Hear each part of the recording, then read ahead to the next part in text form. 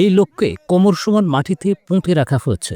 আশেপাশে অনেক মানুষ ভিড়ে গেছে, কিন্তু কেন তাকে মাটিতে পুঁতে রাখা হয়েছে? কিসের জন্য এই শাস্তি? এই শাস্তি তার মাকে মারধর করার জন্য, নেশার টাকার জন্য যখন তখন মায়ের গায়ে হাত তুলে এই ছেলে মেরে পঙ্গু করে দিয়েছে তার মাকে। বারবার শালীর বিচার করে কোনো ফল না হওয়ায় এলাকাবাসী সামাজিক বিচারে তাকে চরম লজ্জা দিতে এই শাস্তির ব্যবস্থা করেছে।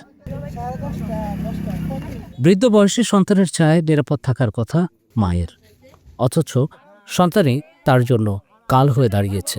এই ঘটনা গাজীপুরের শ্রীপুর উপজেলার তেলিহাটি ইউনিয়নের টেপিরবাড়ি গ্রামের। 4 গুণ শক্তিশালী এনজাইম ও অধিক ফেনা সমৃদ্ধ অরিক্স সিলভার ওয়াশ মাত্র 70 টাকায়। নেশাগ্রস্ত এই ব্যক্তির নাম খলিল। তিনি তার মা খোদেজা খাতুনকে ইট ও লাঠি দিয়ে মেরে পা থেতলে দিয়েছেন। প্রায়ই এমন অঘটন ঘটিয়ে থাকেন এই খলিল। এলাকাবাসীর দীর্ঘদিনের ক্ষোভ থেকে খলিলের মায়ের সম্মতি নিয়েই তারা তার জন্য এই শাস্তির ব্যবস্থা করেছে। সামাজিক সালিশ করে এই ধরনের সাজা দেওয়ার কোনো বিধান আইনে নেই। তারপরও কেন টেপিরবাড়ি গ্রামের লোকজন এই সিদ্ধান্ত নিলেন? কি বলছেন খলিলের মা ও তার প্রতিবেশীরা? শুনে আসা যাক তাদের কথা। আর বউ বিয়ে রাখলাম, তাহলে বউ ঠিক করবেন হাঁসটা পাও না, গোটা সম্পদ কম, কে বুঝে কারা কারা আমার তার না কাজ করতার না ফসল প্রতিবন্ধী পরে বাদে বউ গেছে বউ লেখা খাইছি যদি না ফেলে না মানে মাছ টাকা দেয় না নেশা পানি খাওয়ার জন্য, পরে তার মাকে সে মারধর করে